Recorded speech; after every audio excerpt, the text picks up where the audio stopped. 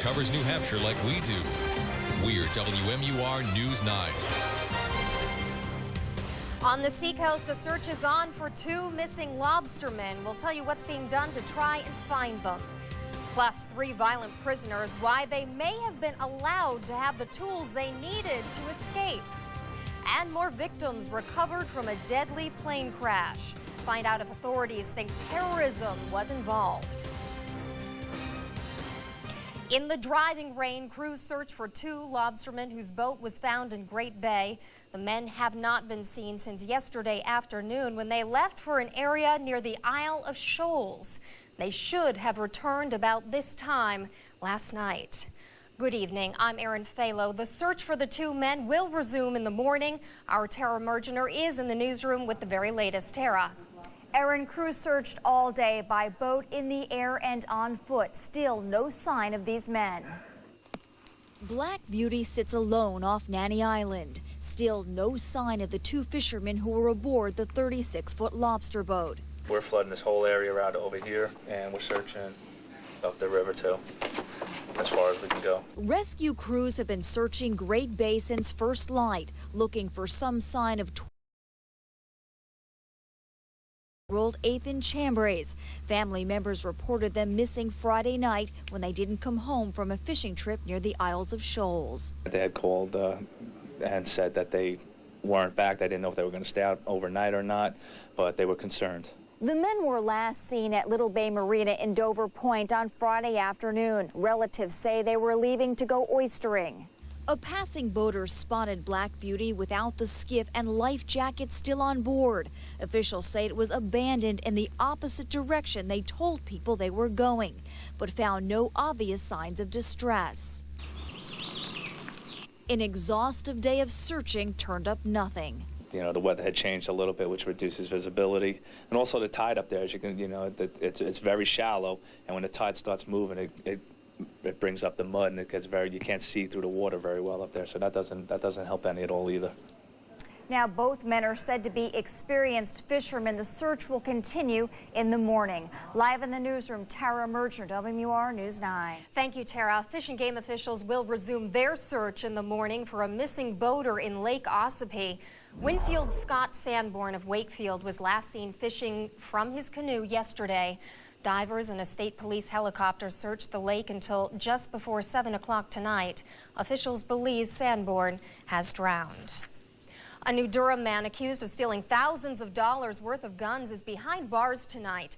19-year-old Kyle West was arrested at his home this morning. He's charged with burglary and the sale of weapons. Police found the guns dumped in a swamp, and they believe the handguns and semi-automatic rifles were recently stolen from a home in New Durham. Shocking new information tonight about how 3 convicts made their escape from the state prison in Concord. The prison believes they may have broken out using some tools that they were authorized to use. The 3 convicts are now in secure housing units after returning to the prison in Concord.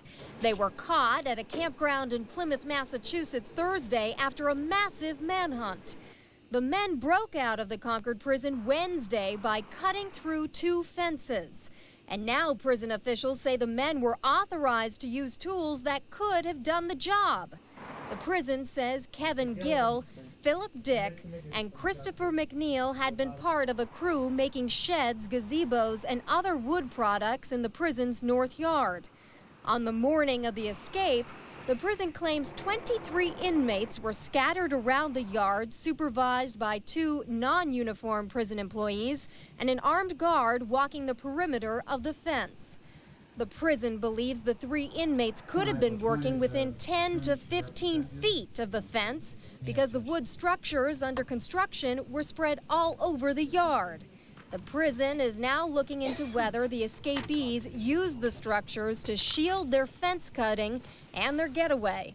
An internal review has been launched at the prison, and officials are looking carefully at every tool the inmates have access to. The 3 inmates will be arraigned on Monday morning in Concord District Court on the escape charges.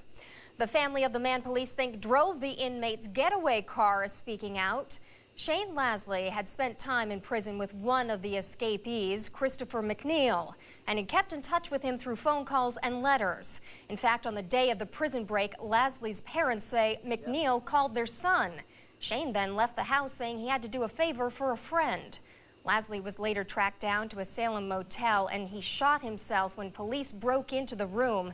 Lasley's family believes the police should not have burst into his room the way they did, and his parents wish they were called to the scene to talk him out of the room. I think he would have come out and he'd be alive today.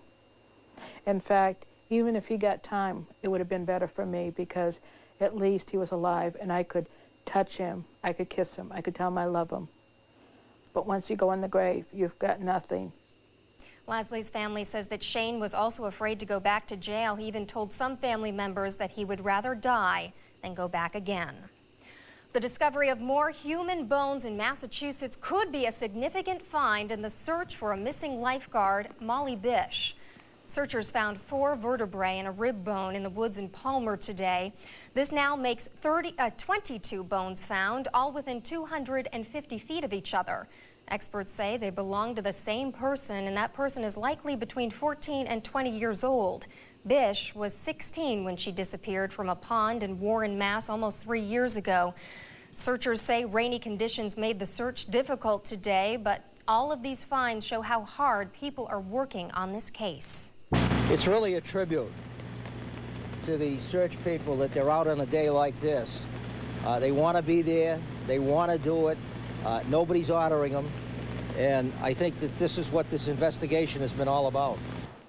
An arm bone is in Virginia now for testing, and the results of that should be available in about a week.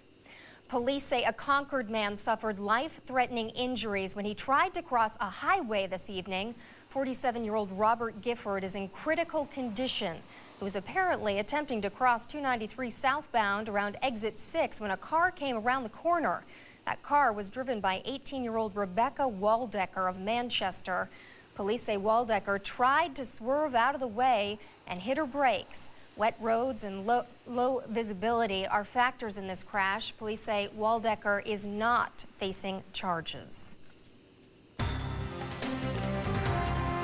News around the nation tonight. A man is back in custody in Alabama after police say he killed 2 officers and a dispatcher in a shootout at a police station. Police say 16-year-old Wmur was being booked this morning when he allegedly grabbed an officer's gun and began shooting. He took off in a cruiser but was caught hours later across the Mississippi state line. Officials say Moore's handcuffs may have been removed while he was being booked. Police in California are still searching for a little girl they say was kidnapped from her home yesterday. They have issued an Amber Alert for 9-year-old Jeanette Tamayo. Police say their suspect may have been waiting inside her home for the girl to return from school. The girl's mother and brother were beaten when they walked in during the abduction. The mother did get a good look at the suspect, but she says she does not know him. Police are afraid the suspect may have taken Jeanette to Mexico.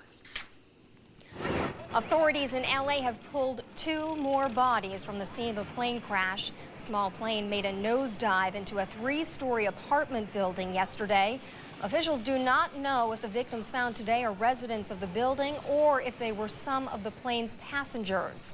Police say it does not look like this crash was an act of terrorism. We look at an investigation in 3 ways: man, machine, environment. So right now we're taking a look at the machine as well as the environment. We'll take a look at the environment that the aircraft was flying in. And then we also take a look at the pilot. So far, the bodies of 4 people have been recovered at the scene of the crash. Rescue workers are still working to pull the bodies of a woman and one of her children from the river that their car plunged into in California yesterday. The car was being driven by the woman's boyfriend. Witnesses say they saw it speeding on a narrow road next to the river. The driver and his brother say they were washed downstream when they opened the car's doors to get out.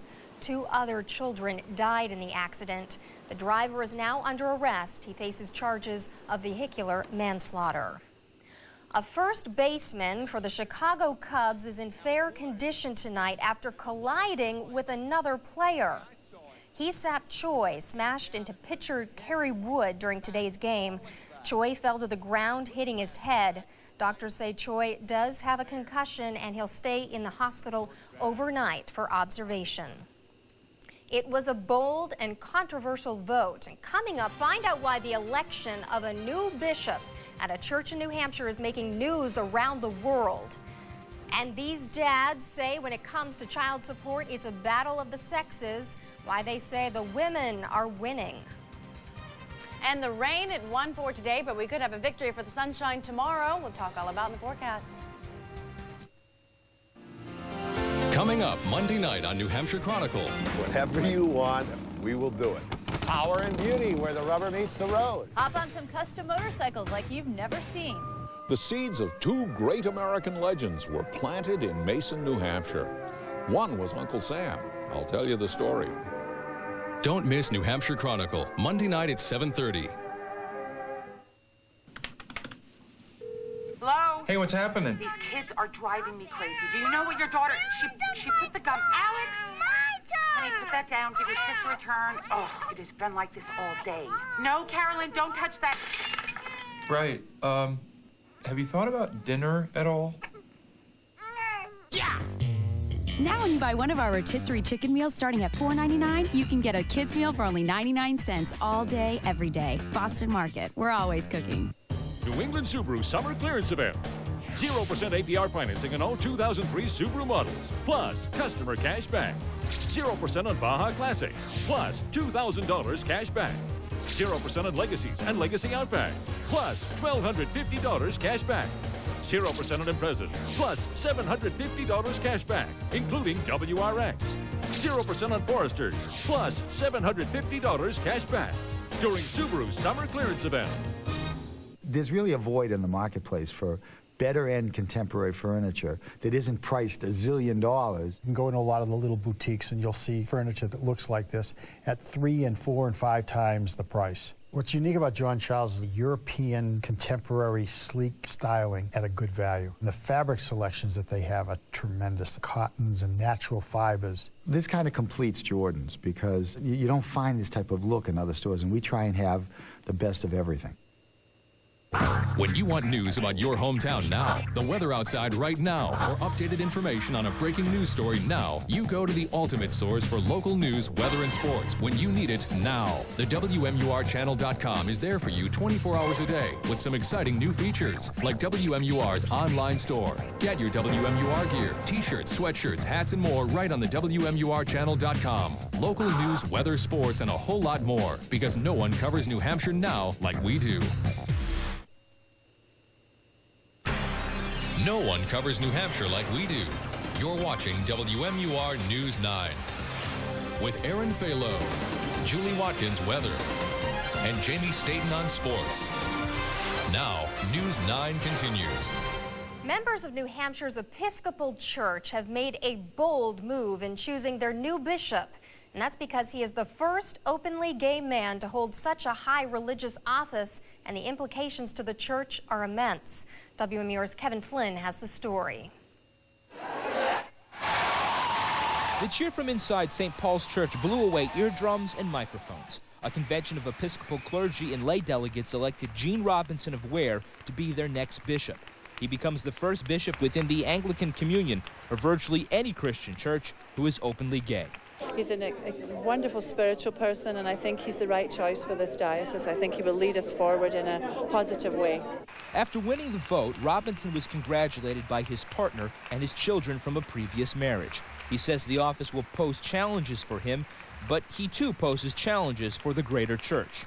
My nomination and my election is problematic for lots of people around, and lots of nasty comments come your way. So it's not an easy thing to say yes to. But those at the convention found it easy to say yes to Robinson. He was chosen over 3 other reverends on only the second ballot. But some of the delegates are having problems reconciling the bishop-elect's sexual orientation. At least one delegate left the convention in tears, saying that she's going to have to leave the church now. There are people who are sad and disappointed, and my heart breaks with them. But we all had to trust the Spirit. We always talk about the people who will leave because of this. Think of the people who will come because of this. Although they made history in the church, supporters say Robinson's sexual orientation was not the reason they voted for him. To me, it's a non-issue, and I hope it is to everyone else too, because he's just such a good man that you couldn't ask for a better one to come in and be your bishop. In Concord, Kevin Flynn, WMUR News 9. The Catholic Church welcomed 5 new priests into the diocese today. The men were ordained in a Mass at St. Joseph Cathedral in Manchester. The High Mass was performed by Bishop John McCormick. The ceremony includes various rituals, including the anointing of hands and the sign of peace. Priests are needed to fill the church's dwindling ranks, and many are retiring or resigning in the wake of the sex abuse crisis. Outside the service, a small group of protesters called on the bishop to resign. In Commitment 2004, Massachusetts Senator John Kerry is continuing to lash out at President Bush for his tax cut. He made a campaign stop here in New Hampshire today, and he told voters the cut was a disgrace. Kerry says it takes trillions of dollars away from federal programs. He also says as many as 21 million Americans will not benefit from the cuts. A coalition of fathers who claim the legal system discriminates against them rallied in Concord today. Organizers of the so-called Million Dad March say they want to reform custody and child support laws for divorced fathers. Similar demonstrations were held around the country today. This group says the courts does not give dads the same considerations as they give mothers. The father will be forced to pay child support at maximum rates. In those few cases where the mother is the non-custodial parent, there is very seldom a child support order issued for the father's benefit. Organizers say so far they have not found any politicians to champion their cause. Now, meteorologist Julie Watkins and the Storm Watch 9 forecast. It was 10 degrees cooler than where we should have been for this time of year. Concord this afternoon topped out at only 66 degrees. Normally, we see a high of about 76. Now our low was on the mark there. Normally 49, and our average low for this time of year about 50. So we did see a lot of rain this afternoon. It kind of moved in rather early around the 10 o'clock hour in western portions of the Granite State. And it looks like Concord picked up over 1/10 of an inch. Some spots a little bit more than that. We'll show you a closer look in just a second. But your algae outlook for tomorrow, pollen count's going to be moderate at about 6.2. And your major allergens, once again, grass, oak, and birch. And your mold spores, not too bad tomorrow. Should stay in the moderate zone. But it looks like we could have some beach weather for tomorrow, at least some sunshine. Don't expect to see any rain. So the UV index will be moderate at 6. The winds blowing out of the southeast about 10 to 15 knots, and that's going to help to kick up seas to about 1 to 3 feet. Visibility will probably be limited in the morning with that fog, but then as the fog lifts and the skies clear, it should go to at least over 5 miles. High tide, expect that early in the morning, about 5:52. Your low tide coming at you in the afternoon about 12:32. The highlights for the next few days, it is going to be much nicer tomorrow compared to what we had this afternoon, of course, but then more showers will be rolling in here as we start off the work week. Unsettled weather pattern for bike week, just talking about a couple of days of some sunshine and then a couple of days of some wet weather, but we had a lot of it this afternoon. Northern New Hampshire missed out on most of the action. It looks like we accumulated most of the rain just south of the lakes region, but you notice that all of that is pushed offshore. It looks like skies will be clearing in northern New Hampshire during the overnight, and then that will become more widespread probably as we're waking up tomorrow morning. But the estimated precipitation that we saw from this system, notice to the south of us, that's where they picked up the bulk of it. A little bit over an inch reported in Boston and just offshore, and then places around the Merrimack Valley extending into the Monadnock region, about half of an inch there, and then much lesser amounts the farther north you go. The clouds, they are still holding tight around the lakes region and also southward, so it looks like it could be a cloudy start to our Sunday before this back edge begins to work in, and this is where we're seeing the much clearer skies beginning to move into right now. Northern Vermont even had a couple of clear spots in northern New Hampshire.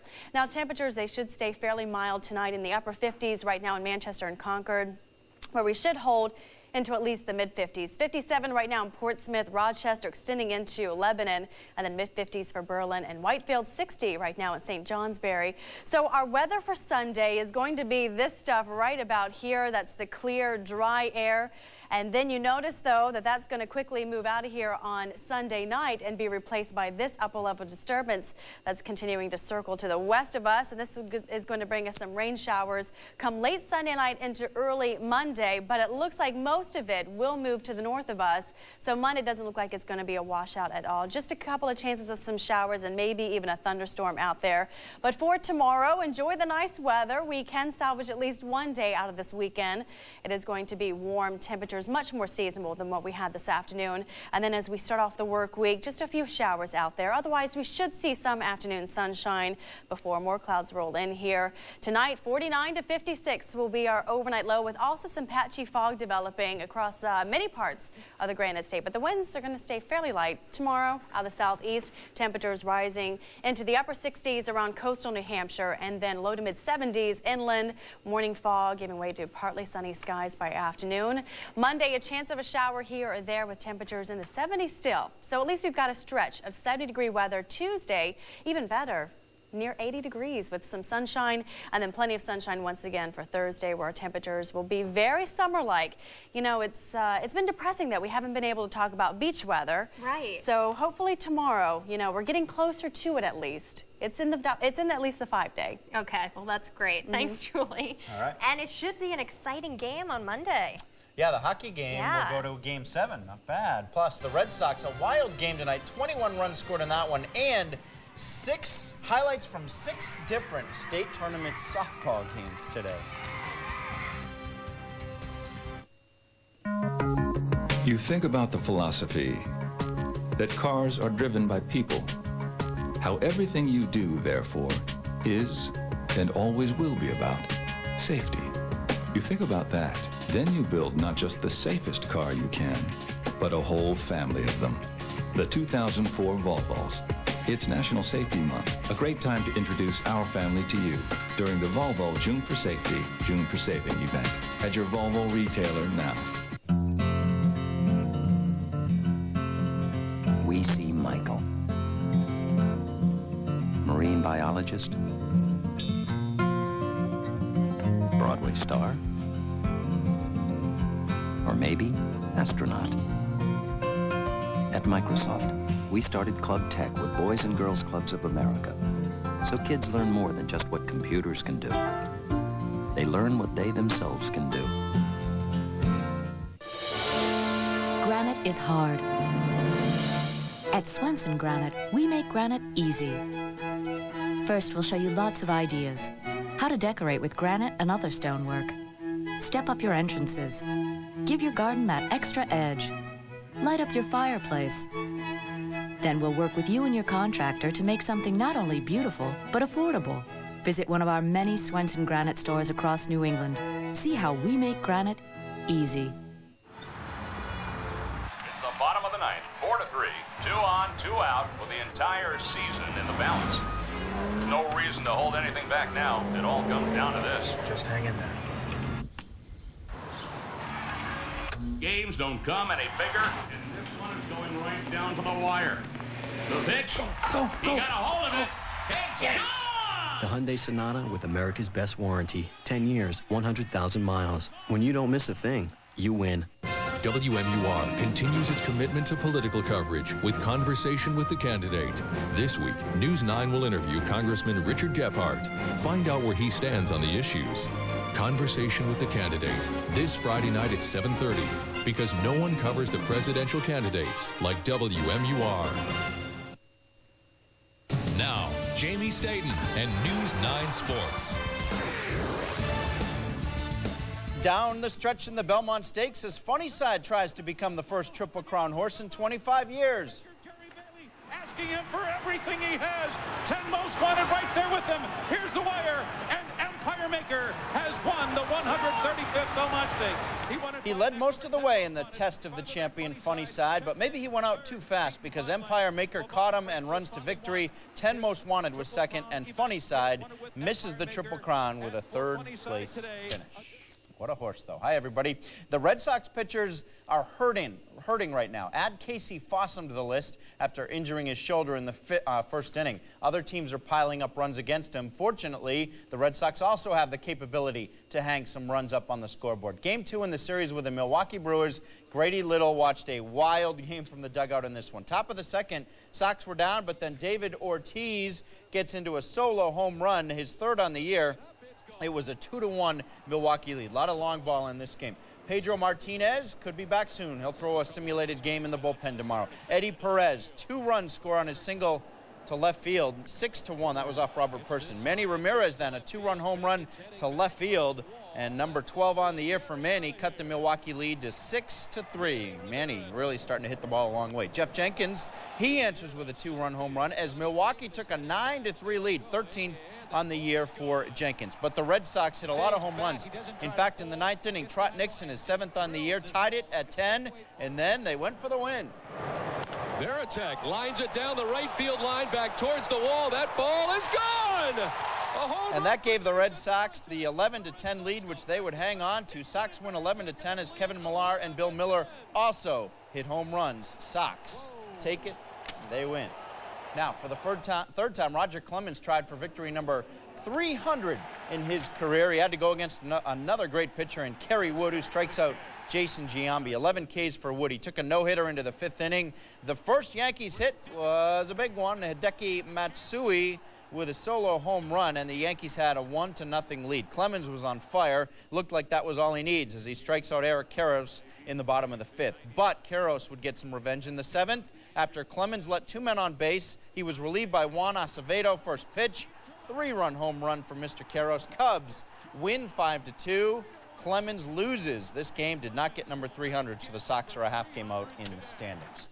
Rain, man. Both the Keene Swamp Bats and the Concord Quarry Dogs were supposed to play their season openers in the New England Collegiate Baseball League, but because of the weather, both rained out. Now, Durham Sam Fuld and his Stanford Cardinal, they had a chance to advance in the College World Series if they could beat Long Beach State tonight. Game 2 of the best-of-3 series. Cardinal was down 2-0 in the 5th inning, but Sam Fuld, a Texas leaguer, a single that started a comeback. Fuld went 1 for 5 with a stolen base and a run, and Stanford wins 4-2 to advance to the College World Series.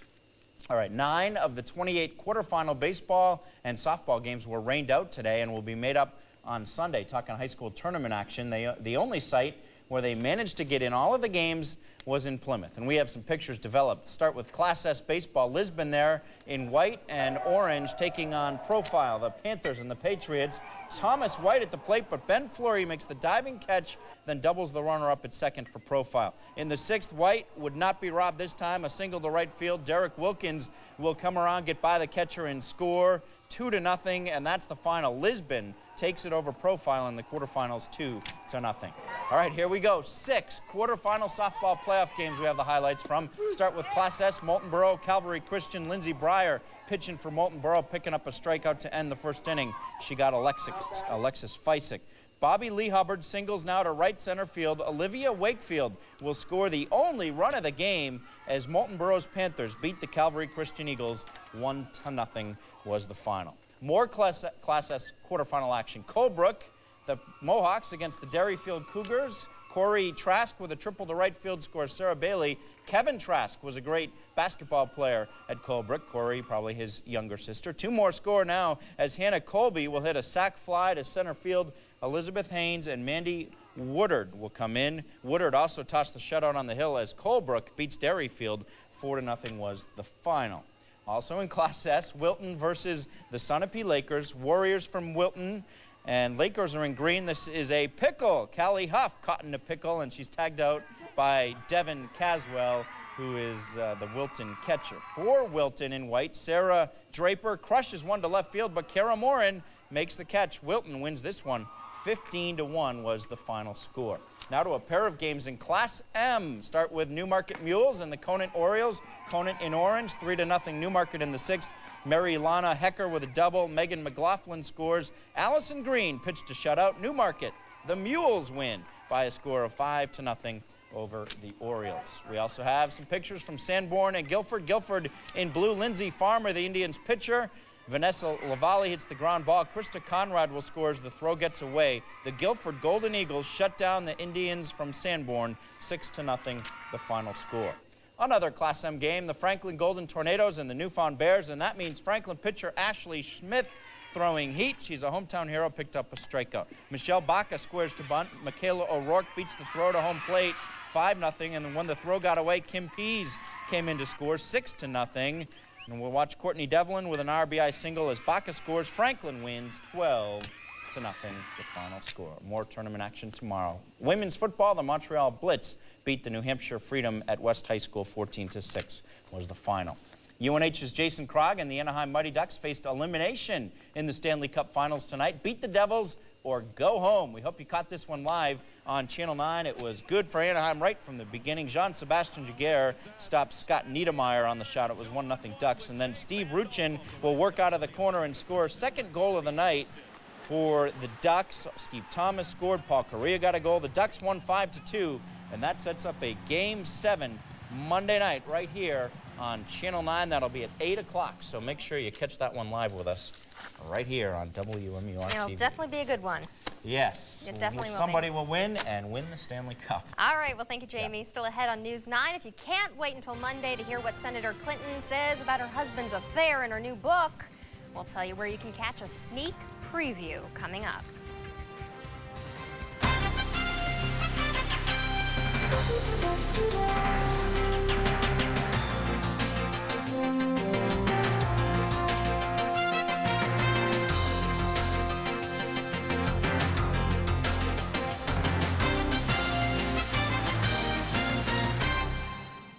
The tradition continues with the 80th anniversary of America's oldest motorcycle race. It's the Loudon Classic at New Hampshire International Speedway, June 13th through the 15th. Featuring the Formula USA Superbike Series. See the tradition as the world's greatest motorcycle riders battle shoulder to shoulder at 140 miles per hour. Hear the tradition as Harley-Davidson, Buell, Ducati, Honda, Kawasaki, Yamaha, and Suzuki thunder around the 1.6-mile road course, rain or shine, on June 13th through the 15th. Tickets are available at the gate on race day or in advance by calling 603-783-4931. Hi, I'm Bob, and this is Alice. We're the Columbosians who invented Columbo yogurt. We just saw Dannon's new containers. They're a whole lot smaller, so you get less yogurt. We don't think it's a very good idea. What if everything got a whole lot smaller? We're keeping Columbo big, so you get at least 4 more spoonfuls than Dannon. That's 33% more. We may be a small brand, but we think big. Columbo, 8 ounces since 1929. The 2003 Budweiser True Music Concert Series at the Hampton Beach Casino Ballroom is proud to present blues legend Buddy Guy with special guest Los Lobos on Saturday, June 14th. Paul Rogers with special guest Kansas on Saturday, June 28th. And the B-52s on Friday, July 11th. Tickets are available now at the Hampton Beach Casino Ballroom box office, over the phone at 603-929-4100, and at all Ticketmaster locations. Go to casinoballroom.com for your latest concert updates. Hampton Beach Casino Ballroom. Educators around New Hampshire gathered to celebrate some of the state's finest. Tonight was the 10th Annual Excellence in Education Awards, also known as the Eddies. More than 700 people gathered at the center of New Hampshire to honor our outstanding schools, programs, and teachers. Marilyn Benz Lindquist of the Lamprey River Elementary School in Raymond was this year's Teacher of the Year. Congratulations to her. And if you can't wait until Monday for Hillary Clinton's memoirs to hit the shelves, you can catch a bit of a sneak peek tomorrow. In an interview with ABC's Barbara Walters, Senator Clinton talks candidly about her marriage and former President Bill Clinton's affair with Monica Lewinsky. Again, you can catch that interview tomorrow night. It airs at 7 o'clock right here on WMUR. And that's it for us for tonight. Thanks for watching. We'll see you tomorrow at 6. Take care.